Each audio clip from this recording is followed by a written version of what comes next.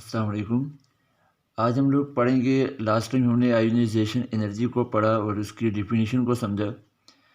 आज हम लोग बात करेंगे कि बहुत ही इम्पॉर्टेंट टॉपिक है कि why second ionisation energy is greater than the first ionisation energy. सबसे पहले हम लोग इस बात का आंसर करेंगे, फिर उसके बाद फैक्टर्स अफेक्टिंग दी आयोनाइजेशन एनर्जी के बारे में पढ़ेंगे। तो सबसे पहली बात जो आज के लेक्चर में हम लोग पढ़ने वाले हैं और बहुत ही इम्पॉर्टेंट टॉपिक है कि Y second ionization energy why second ionization energy why second ionization energy is greater than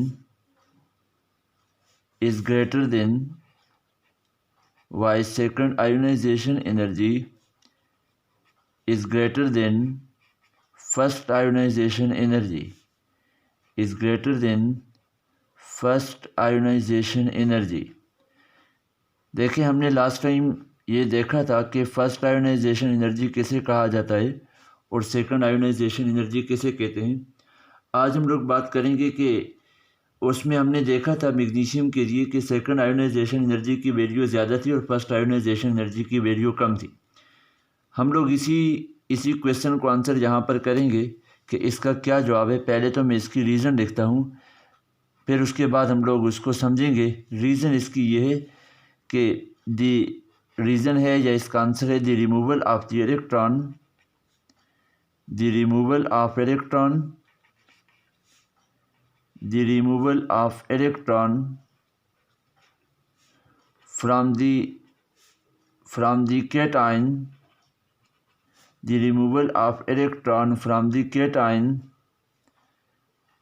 from the cation is difficult as compared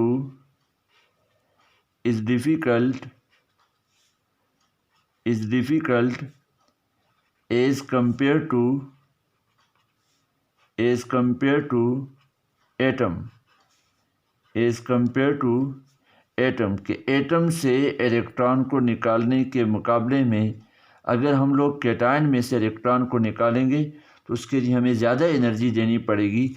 ये रीज़न है कि जिसकी वजह से हमने कहा है कि सेकंड आयोनाइजेशन एनर्जी की वैल्यू फर्स्ट आयोनाइजेशन एनर्जी की वैल्यू से ज़्यादा क्यों होगी। अब ज़रा इस बात को हम लोग एग्ज़ाम्पल के थ्रू समझेंगे। फॉर एग्ज़ाम्पल देखें, यहाँ पर हमारे पास है मैग्नीशियम और मैग्नीशियम का एटॉमिक नंबर है 12। मीन के फॉर एग्ज़ाम्पल ये मैग्नीशियम का न्यूक्लियस है जहाँ पर इसके पास 12 प्रोटॉन हैं और इसके अलावा बाहर यहाँ पर मैग्नीशियम के पास पहले शेल में 2 इलेक्ट्रॉन, दूसरे शेल में इसके पास हैं 8 इलेक्ट्रॉन और तीसरे शेल में इसके पास होंगे 2 इलेक्ट्रॉन।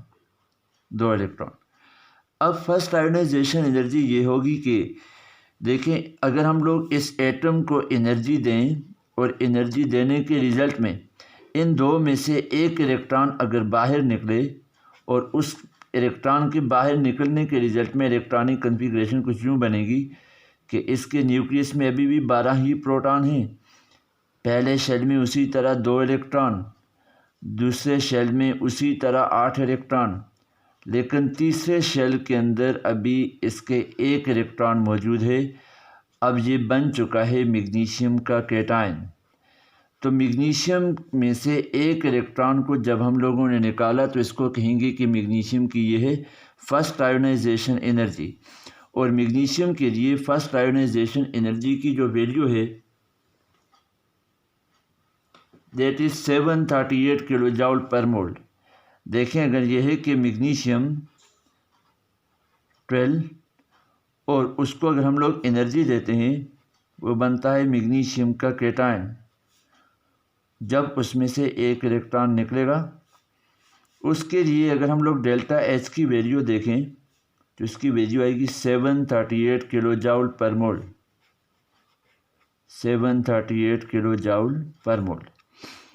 अब अगर हम लोग इसी मैग्नीशियम के कैटायन में से 1 इलेक्ट्रॉन को मज़ीद निकालने के लिए अगर हम लोग इसको एनर्जी दें ताकि ये Mg+2 बने, ये जो डेल्टा H की वैल्यू है इसको कहेंगे सेकंड आयोनाइजेशन एनर्जी की वैल्यू, और सेकंड आयोनाइजेशन एनर्जी की वैल्यू मैग्नीशियम के लिए 1451 इनके 1451 किलोजाउल पर मोल, किलोजाउल पर मोल। और अब हमने यहाँ पर ये बात की है कि देखें सेकंड आयोनाइजेशन एनर्जी की वैल्यू ज़्यादा है और फर्स्ट आयोनाइजेशन एनर्जी की वैल्यू कम है। अब ज़रा इस बात को मैं मज़ीद क्लियर कर लूँ कि ऐसा क्यों होगा।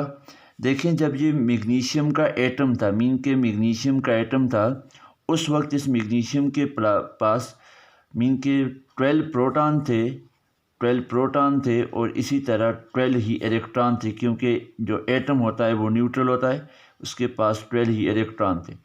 एज ए होल एटम पर कोई चार्ज नहीं था। उस वक्त पॉजिटिव और नेगेटिव चार्जेस की तादाद बराबर थी, इसलिए वहाँ से इलेक्ट्रॉन को निकालना या इलेक्ट्रॉन का जो रिमूव करना, वहाँ से इलेक्ट्रॉन को रिमूव करना वो इजी था। उसको थोड़ी सी भी एनर्जी दी तो इलेक्ट्रॉन वहाँ से बाहर निकल गया और मैग्नीशियम का कैटायन बन गया, यूनी पॉजिटिव आयन बन गया। अब जब ये मैग्नीशियम का यूनी पॉजिटिव आयन बना, मैग्नीशियम+1 बना, तो अब इस केस के अंदर देखें एटम के न्यूक्लियस में तो कोई भी तब्दीली नहीं आई। एटम के न्यूक्लियस में तो वही 12 प्रोटॉन मौजूद हैं, +12 प्रोटॉन मौजूद हैं। +12 से मुराद है कि प्रोटॉनों पर पॉजिटिव चार्ज है तो 12 हैं, तो मैं इस वजह से समझाने के लिए सिर्फ +12 लिखा है। लेकिन अभी इलेक्ट्रॉनों की तादाद है 11, अब इलेक्ट्रॉन रह चुके हैं 11। तो अब इलेक्ट्रोस्टैटिक फोर्स ऑफ अट्रैक्शन जो होगी, या मीन के यहाँ पर जो फोर्स ऑफ अट्रैक्शन होगी between the electron and proton, force of attraction ज़्यादा होगी, जिसकी वजह से अब यहाँ से इलेक्ट्रॉन को रिमूव करना हमारे लिए ज़रा डिफ़िकल्ट होगा, मुश्किल होगा।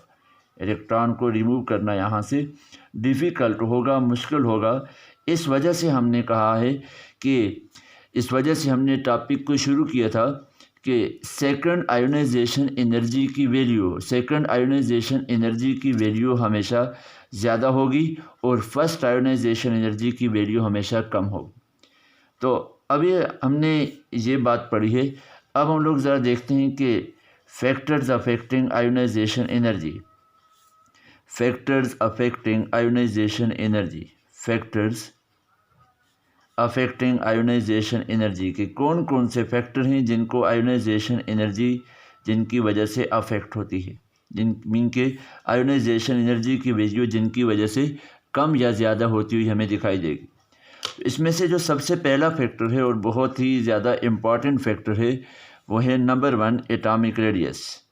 नंबर 1 है एटॉमिक रेडियस।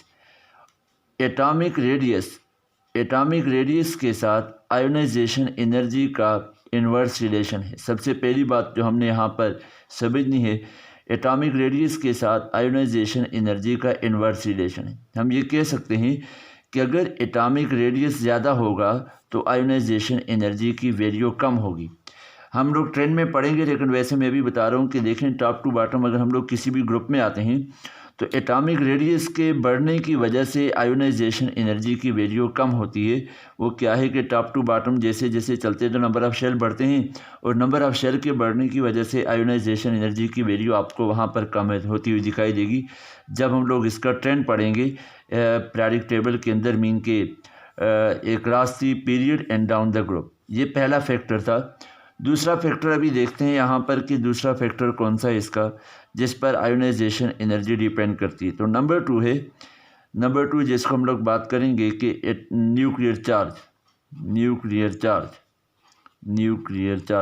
चार्ज कहा जाता है कि the number of proton present in the nucleus of an atom. तो अगर न्यूक्लियर चार्ज ज़्यादा होगा तो न्यूक्लियर चार्ज और आयोनाइजेशन एनर्जी का आपस में डायरेक्ट रिलेशन है। अगर न्यूक्लियर चार्ज ज़्यादा है तो आयोनाइजेशन एनर्जी की वैल्यू भी ज़्यादा होगी, अगर न्यूक्लियर चार्ज कम है तो आयोनाइजेशन एनर्जी की वैल्यू भी कम होगी। पहला फैक्टर है एटॉमिक रेडियस। एटॉमिक रेडियस कहते हैं कि the distance between the nucleus and the outermost shell of an atom, कि किसी भी एटम का फॉर एग्ज़ाम्पल ये न्यूक्लियस है और बाहर ये उसके पास बहुत सारे शेल हैं, फॉर एग्ज़ाम्पल ये डिफरेंट शेल हैं, तो न्यूक्लियस से लेकर इस वैलेंस शेल तक, इस लास्ट शेल तक जितना कुछ फासला है, इस डिस्टेंस का नाम क्या होगा? Atomic radius. अगर एटॉमिक रेडियस ज़्यादा होगा तो आयोनाइजेशन एनर्जी की वैल्यू फिर कम होगी, लेकिन डिस्टेंस बढ़ गया तो फोर्स ऑफ अट्रैक्शन कम हो जाएगी। जब फोर्स ऑफ अट्रैक्शन कम तो इलेक्ट्रॉन को निकालना आसान। और न्यूक्लियर चार्ज कहते हैं किसी भी एटम की न्यूक्लियस में नंबर ऑफ प्रोटॉन, जितने ज़्यादा नंबर ऑफ प्रोटॉन होंगे तो फोर्स ऑफ अट्रैक्शन उतनी ज़्यादा होगी, और फोर्स ऑफ अट्रैक्शन जितनी ज़्यादा होगी तो इलेक्ट्रॉन को वहाँ से निकालना उतना ही मुश्किल होगा। इंशाल्लाह हम लोग नेक्स्ट वीडियो में इसके ट्रेंड के बारे में पढ़ेंगे कि trend of ionisation energy across the period and down the group. तो हमने आज के इस लेक्चर में पढ़ा है कि फर्स्ट आयोनाइजेशन एनर्जी की वैल्यू कम क्यों होगी और सेकंड आयोनाइजेशन एनर्जी की वैल्यू ज़्यादा क्यों होगी, और फिर उसको हम लोगों ने प्रूव किया है, उसकी रीज़न हमने पढ़ी है। उसके बाद हमने उसके फैक्टर पढ़े, 2 फैक्टर पढ़े, एटॉमिक रेडियस और न्यूक्लियर चार्ज के साथ उसका रिलेशन। इसके बाद हम लोग नेक्स्ट लेक्चर के अंदर इंशाल्लाह हम लोग बात करेंगे कि trend of ionisation energy across the period and down the group. वहाँ पर इंशाल्लाह हम लोग एक और फैक्टर को भी फिर देखेंगे, क्योंकि वो कभी कभार ही आता है, वो पीरियड के अंदर कभी कभार अप्लाई होते हैं, तो वहाँ पर इंशाल्लाह हम लोग उसको पढ़ेंगे।